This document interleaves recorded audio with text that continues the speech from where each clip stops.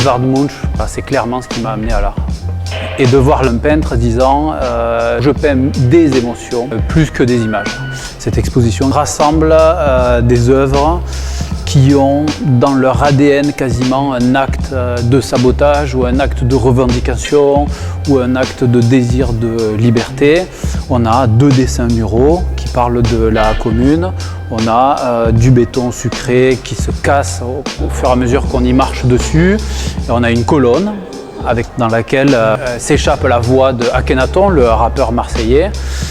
Toutes ces pièces tendent exclusivement sur la question du désir de la liberté. Et si je présente ça au Palais Tokyo aujourd'hui, après 18 mois d'actes gilets jaunes à travers la France, ça m'intéressait de repositionner quelque chose qui soit de l'ordre de l'insurrection. Enfin, ce que je voudrais que le spectateur retienne, ce sont plus l'évocation d'événements, l'évocation de certaines pratiques de sabotage comme le sucre dans le béton, la glace dans le bois, etc., etc.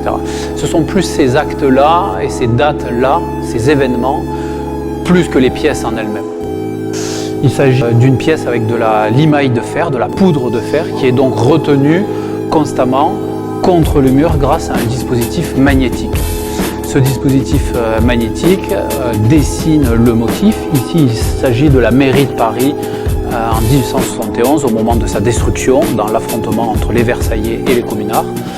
Et on a clairement un bâtiment qui est en train de se déliter, dont on voit la matière qui fait le bâtiment se mélanger avec la matière qui fait le sol. Donc c'est une technique particulière que moi je développe depuis maintenant quasiment 10 ans. La poudre de fer, en fait, c'est simplement le produit de la lime sur les barreaux, de l'évasion que tente de faire un détenu en essayant de s'échapper par la fenêtre. Et en fait, il me paraissait important de dessiner avec un matériau qui lui-même est le produit du désir de la liberté.